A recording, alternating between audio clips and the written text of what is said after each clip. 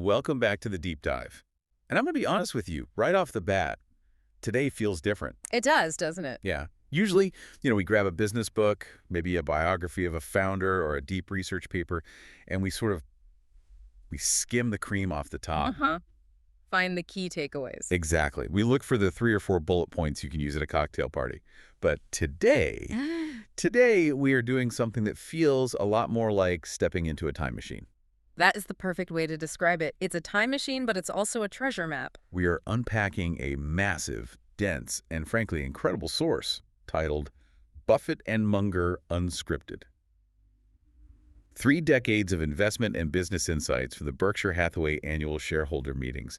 This was meticulously compiled by Alex W. Morris, and I really want to emphasize that word in the title, unscripted. That is the key word. That changes everything. Because if you follow Warren Buffett, you know about the annual letters. They are Oh, famous. they're a piece. They are polished. They are edited. They are, PR-approved masterpieces of corporate communication.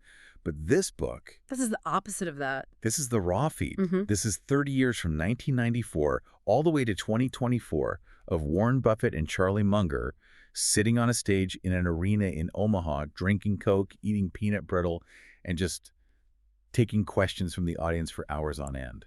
And that context is so vital for what we're about to discuss. Usually when you read investment advice, it's retroactively polished. Right. It's a memoir written 10 years after the fact where the author looks like a genius because they already know the ending. They can, paint the target around the arrow they already shot. Right. Here is Why I Was Brilliant in 2008, written in 2015. Exactly.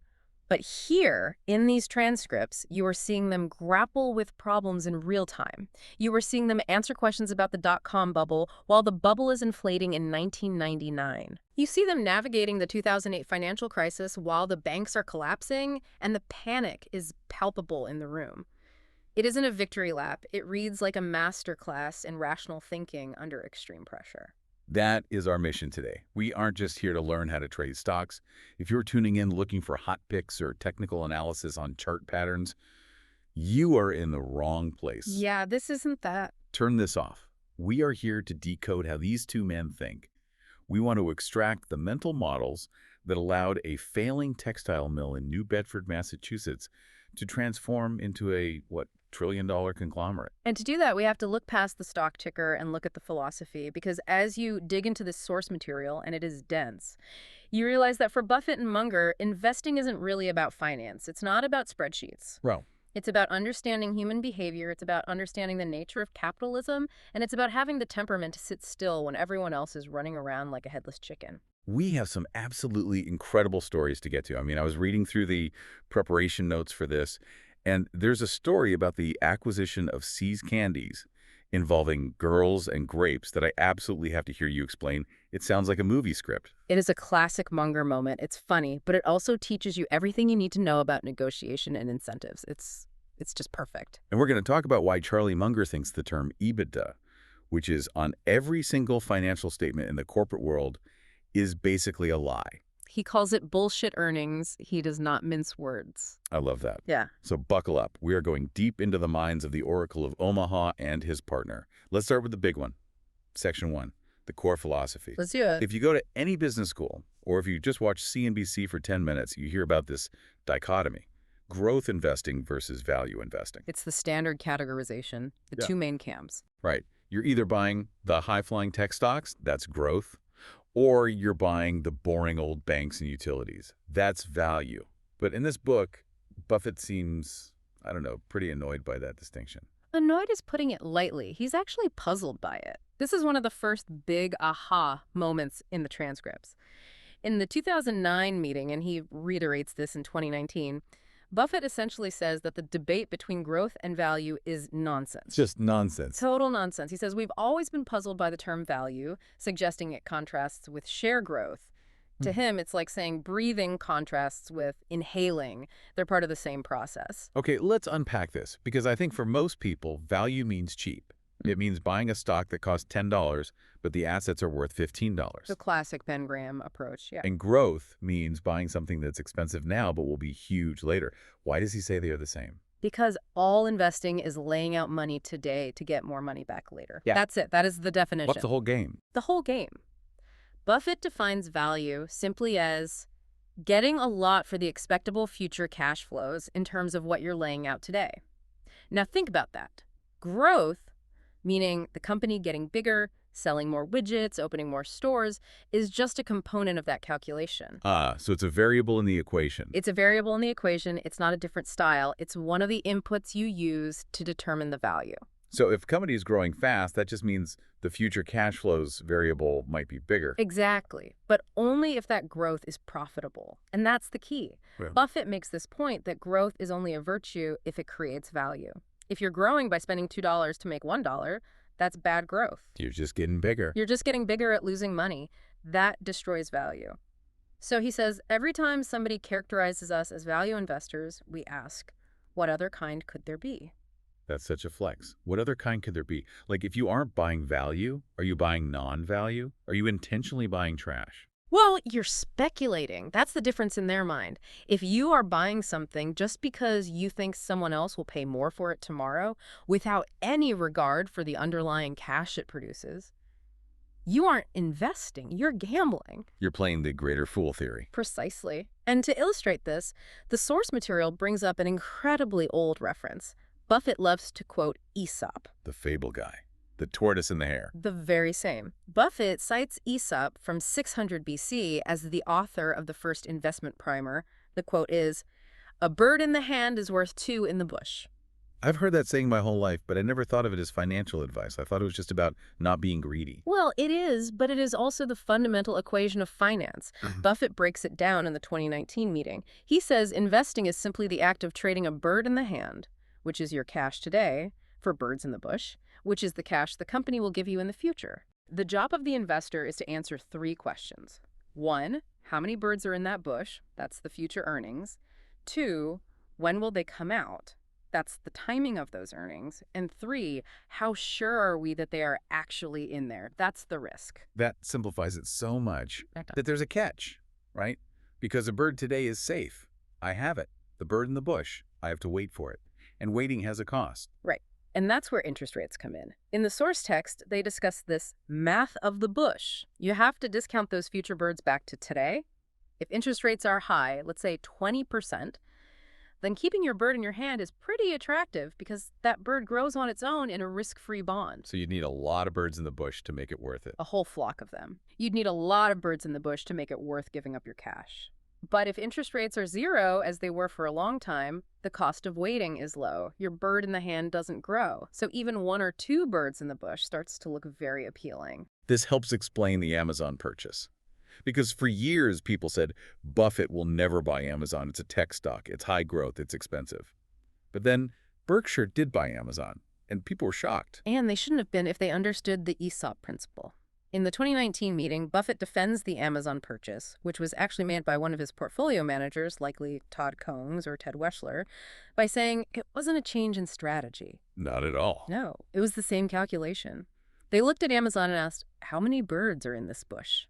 And they concluded that Amazon's dominance in cloud, in e-commerce, and its future cash flows were so massive, so certain, that even at a high start price, it was still a value investment. It was still cheap relative to the bird. Exactly. It was still cheap relative to the birds that would fly out later. The growth was just a huge part of the value equation. So it's not about low price to earnings ratios or buying cigar butts. It's about the certainty of the cash. Precisely. Whether it's a bank stock selling below book value or Amazon selling at a high multiple, the math is identical. It's cash out now versus cash in later. The whole game is just counting the birds. Speaking of math, that brings us to another hilarious point in the book. You'd think managing billions of dollars, these guys are running supercomputers. They must have armies of analysts with complex spreadsheets modeling out the next 20 years of cash flows to the decimal point. You would think, but the host asks that exact question in the text. Do you use complex spreadsheets? And the answer is a resounding no. An emphatic no. Buffett says if you need to use a computer or a calculator to make the calculation, you shouldn't buy it. That is wild. No calculator. He says the value should scream at you. It should be so obvious that you don't need to tweak the variables in a spreadsheet to make it work. If you have to adjust the growth rate from 6.2% to 6.5% to justify the purchase, it's not a good investment. You're trying to cut it too close. That reminds me of the margin of safety concept. If the bridge says it can hold 10,000 pounds, You don't drive a 9,999-pound truck over it. You drive a pickup truck over it. That's the idea. And Charlie Munger, in his typical blunt style, critiques what he calls physics envy in finance. Physics envy, I love that. He says business schools in Wall Street love these complex formulas, beta, gamma, sigma, the Black-Scholes model. They want to make finance look like physics, with precise laws and measurable outcomes. Because it makes them sound smart. It makes them sound smart, and it gives a veneer of scientific certainty. But Munger says that's false precision. The world of business is messy. It involves human beings, changing tastes, new technologies, luck. You can't model that like the trajectory of a rocket. Physics envy. That is such a great term. It's like they are trying to make it sound smarter than it is to justify their fees. That is exactly Munger's point. He says the high priests of finance need to make it look difficult so the laity, the normal people, feel like they have to pay the priests. But Buffett and Munger are saying, no, the math is simple. It's fourth grade math. The hard part isn't the math. The hard part is the judgment. And that judgment leads us directly to the next Meiji section of the book, the too hard pile.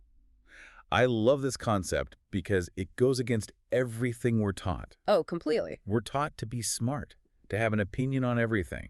If someone asks you about the latest AI stock or crypto, you feel like you need an answer.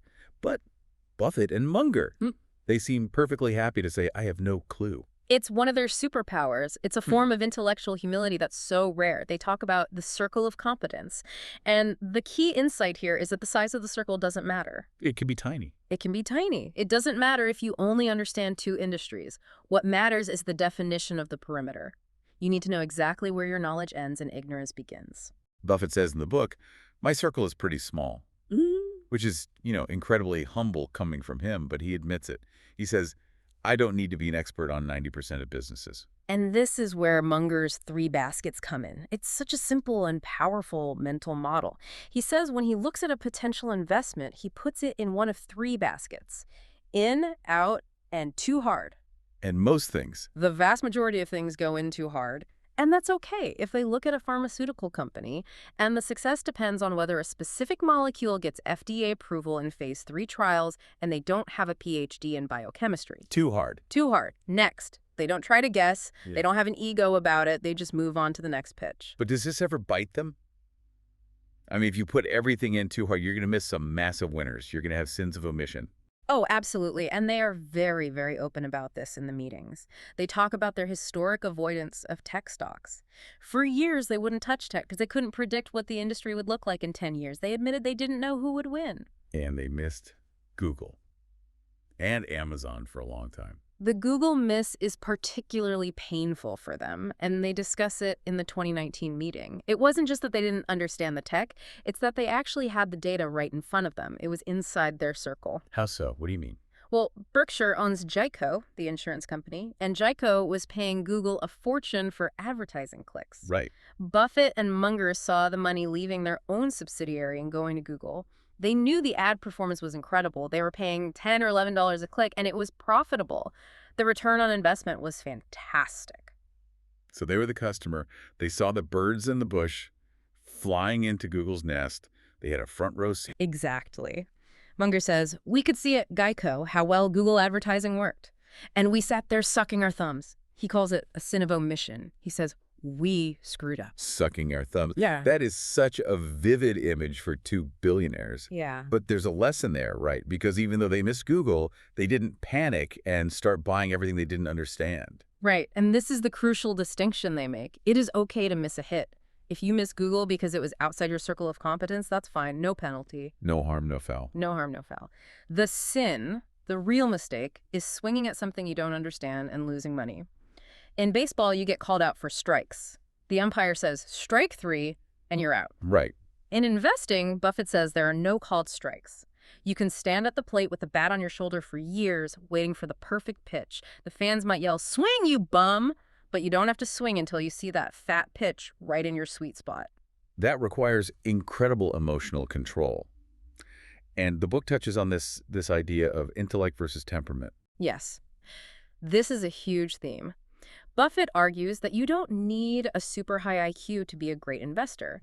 If you have an IQ of 160, he says, give away 30 points to someone else because you don't need it. Laughs. You're just showing off at that point. Exactly. What you need is temperament. You need the ability to not go crazy when the market crashes and not get FOMO, fear of missing out, when your neighbor is making a killing on some speculative coin. He has a quote about smart people doing dumb things. Yes, it's one of his best. He says, "We see very smart people do very stupid things, risking something important for something that isn't important." What does he mean by that? Think about the people who leverage themselves up, borrowing money to make more money when they are already rich. If you are already a multimillionaire, why risk going broke just to get a little richer? It's completely irrational. But people do it because their emotions, their greed take over. They lack emotional control. That's a temperament failure, not an intelligence failure. That connects perfectly to the next section. Business quality. If we were only going to swing at a few pitches in our lifetime, what are we looking for? What does a fat pitch look like? It looks like a castle with a moat. Okay, I love this analogy. It's so visual. Break it down. Picture a business as an economic castle. The goal of business is to protect the gold inside the profits. But every castle is under attack. Always. Competitors, regulators, new technologies, they're all trying to cross the moat and storm the castle. So Buffett says the most important thing to look for is the moat, the competitive advantage. And the wider the moat, the better. Exactly. And you want a moat that contains piranhas and crocodiles and sharks with laser beams on their heads. You want it to be impossible to cross. And inside the castle, you need an honest lord. That's the management. Right. You need a lord who isn't going to sneak out the back with all the gold. You need a lord who isn't going to steal the gold for himself. You need someone who is focused on widening the moat every single year. So what makes a moat? Is it just having a patent? Or being the biggest? It can be a few things. In the source material, they discuss two main types. One is being the low-cost producer. Think Geico or Costco. If you can sell insurance or toilet paper cheaper than anyone else and still make a profit, that's a deep, deep moat. It's very hard to compete with that on price. And the second type? Brand, or what they call mind share. And the ultimate example here, the poster child, is Coca-Cola. We have to talk about Coke. Buffett loves Coke. He drinks it. He owns a massive amount of it.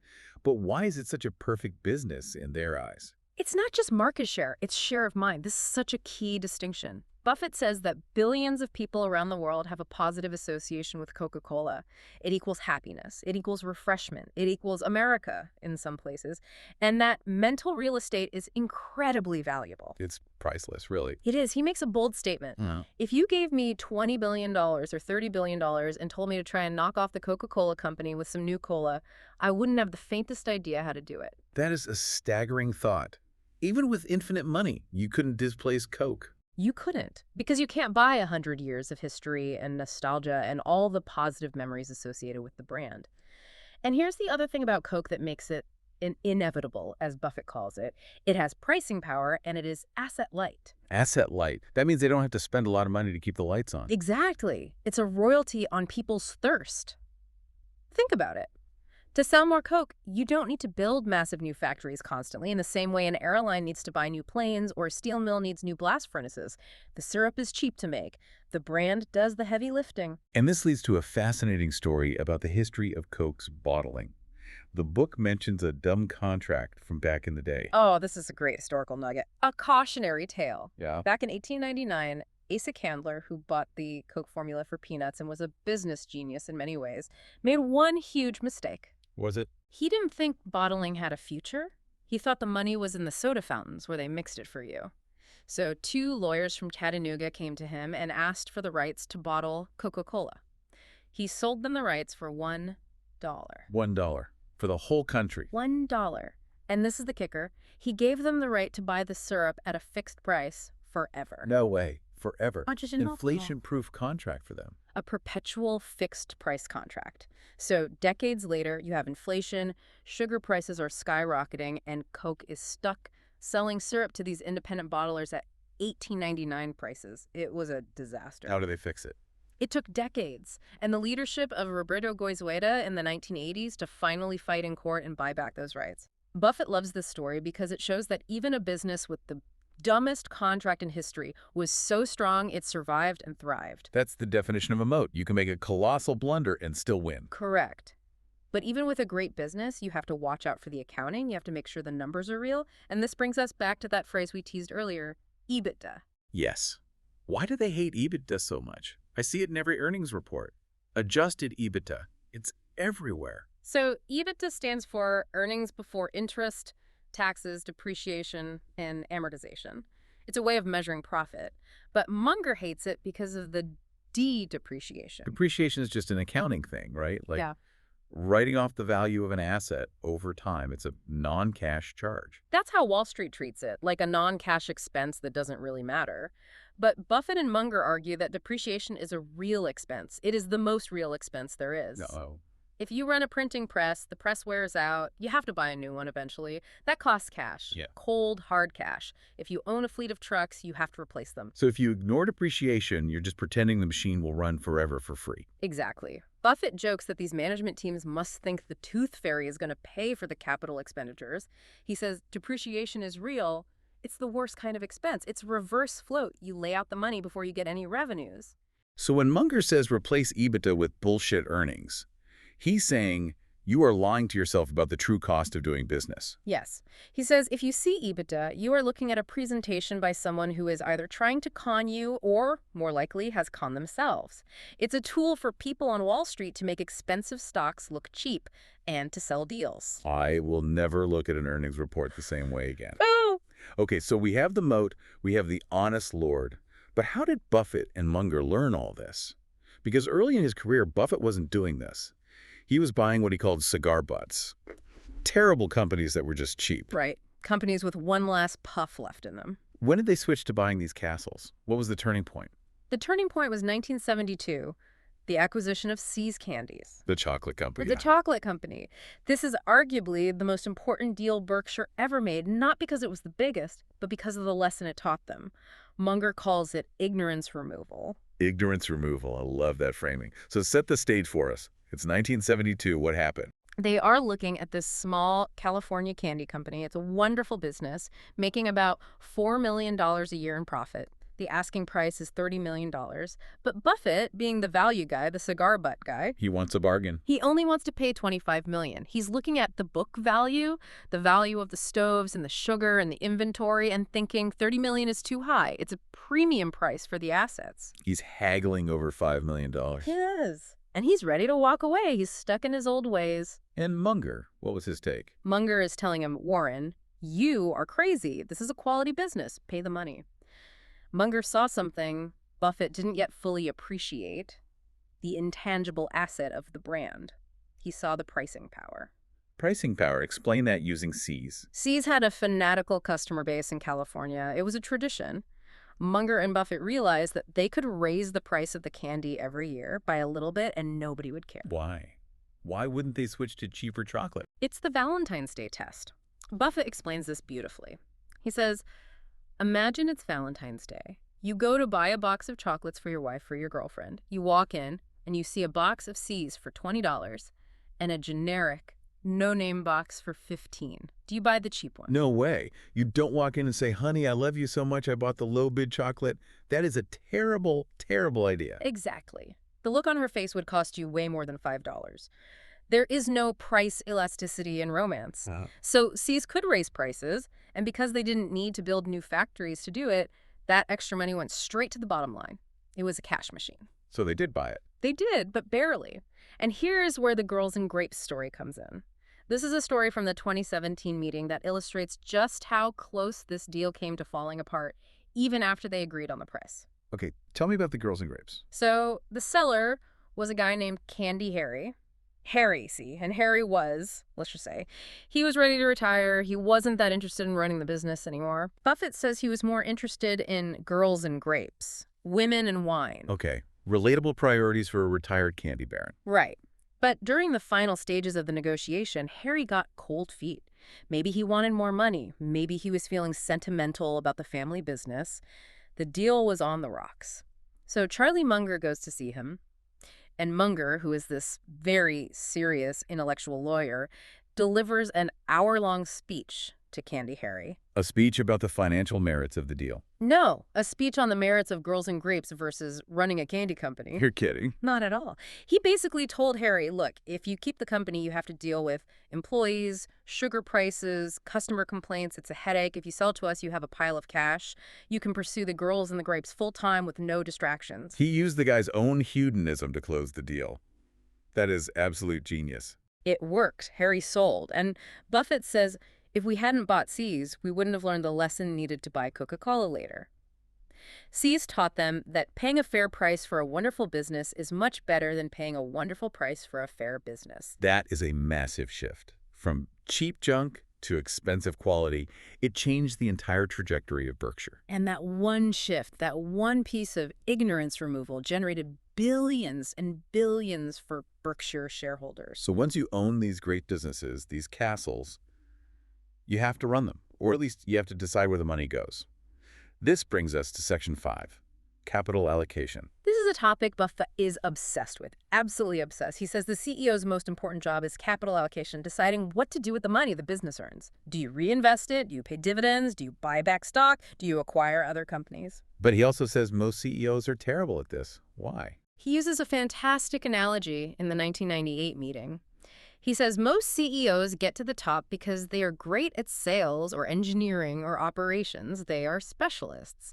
And then they get promoted to CEO, and suddenly their main job is allocating capital, something they've never done before. Okay. Buffett says it's a little bit like getting to Carnegie Hall playing the violin, and then you walk out on the stage and they hand you a piano. That is such a vivid image. You're a virtuoso violinist, but now you have to play a completely different instrument in front of a packed house. And because they don't know how to play the piano, what do?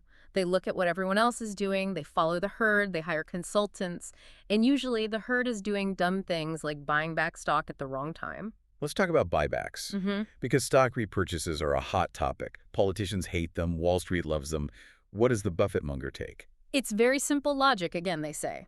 Buybacks are good if and only if the stock is trading below its intrinsic value. Okay, so if your stock is worth $100 and you can buy it back for $80, that's great for the remaining shareholders. You're buying $1 for 80 cents. You're increasing their ownership in the business at a discount. It's a fantastic use of capital. but if the stock is trading at $150, Then you are lighting money on fire. You are destroying value. You are taking a $100 bill and paying $150 for it. It's crazy. But many CEOs do it anyway. And the question is why? why? Because of incentives, I'm guessing. Exactly. The rat colony. The rat colony. That's a harsh term. It is, but it's memorable. This is a quote from the source that really sticks with you.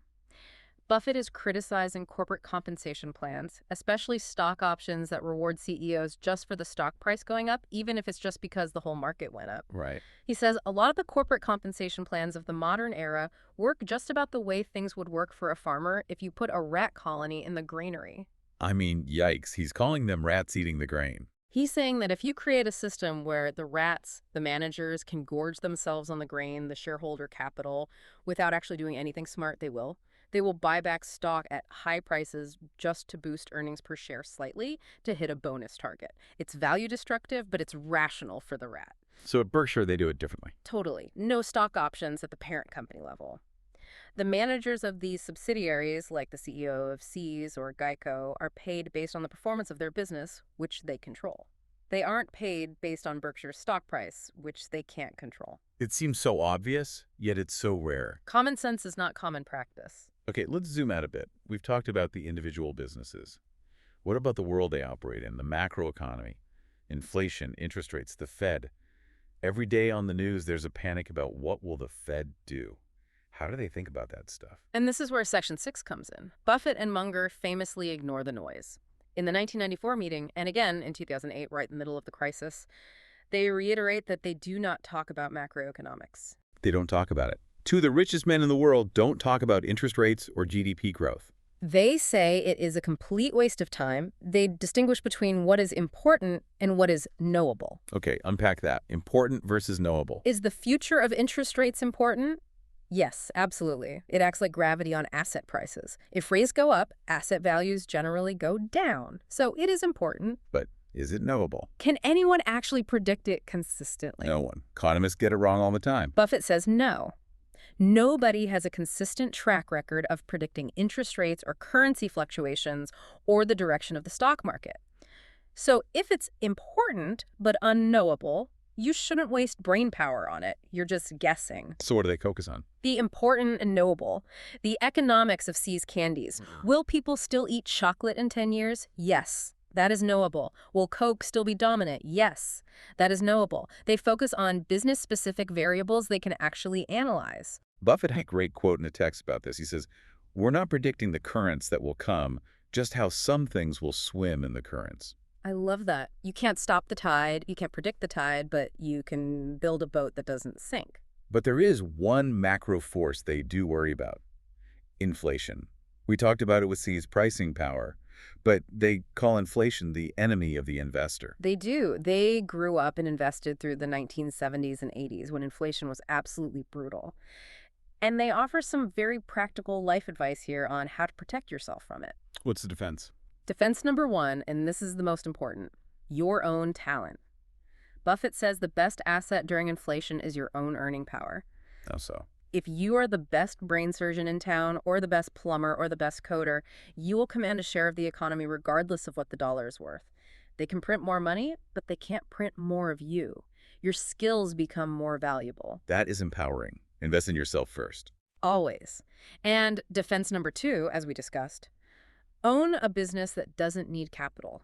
An asset-light business like Coke or a software company that can raise prices without having to reinvest a ton of money. And the worst thing to own. A business that needs to buy heavy machinery constantly because the price of that machinery keeps going up with inflation. Like an airline. Like an airline. Or a utility. Or a textile mill. Which brings us full circle to the origin of Berkshire Hathaway, which was a failing textile mill.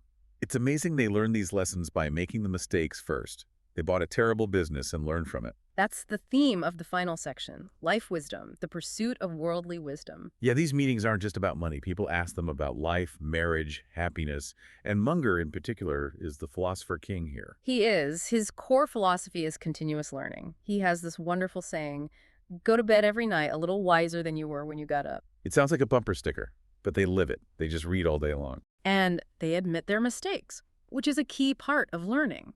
Munger says they were stupid when they bought See's, even though it worked out. They were sucking their thumbs on Google. They only succeeded because they kept learning and correcting. If they had stopped learning in 1980, they would be footnotes in history. Munger also talks about how they want to be remembered. There's a quote about his grandfather. Yeah. I found this really moving. Yes. In the 2016 meeting, Munger reflects on his great-grandfather's eulogy. The preacher said something that stuck with him his whole life. He said, "None envied this man's success, so fairly won and wisely used." Fairly won and wisely used. That is the North Star for Berkshire. Mm-hmm. They want to make money, but they want to do it in a way that is reputable. They avoided tobacco stocks. They avoid predatory lending. They want to sleep well at night. It's not just about getting rich. It's about how you get there. And Munger has a great line about specialization that ties it all back together. He says, find what you are good at and stick to it. Nobody wants to go to a doctor who's half proctologist and half dentist. Laughs. I mean, he's not wrong. Yeah. That would be a terrifying doctor's visit. It's a funny way of restating the circle of competence. Don't try to be everything to everyone. Be great at your one thing. Know your perimeter. So if we look back at this whole journey, Yeah. we started with the idea that this isn't a textbook. It's a conversation spanning 30 years. What is the big takeaway for the listener from all of this? I think the takeaway is that investing in life really is a long game. It's not about checking the stock price every hour. It's not about getting hot tips. It's about understanding the fundamental reality of what you own. Yeah. Are you buying a bird in the hand? Are you buying a castle with a moat? Are you behaving irrationally when everyone else is panicking? It's about removing ignorance. Yes. Ignorance removal, that's what See's Candies was for them. That's what Apple was for them later on. It's a continuous process. Wow. So here is the challenge for you, the listener.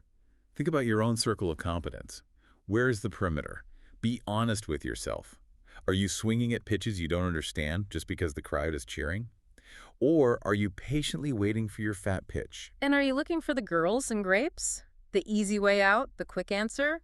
Or are you willing to do the hard work to find the quality to really understand something? We hope you enjoyed this deep dive into Buffett and Munger Unscripted. It's a dense book, but man, is it full of gems. Thanks for listening, and we'll catch you on the next dive. Keep learning.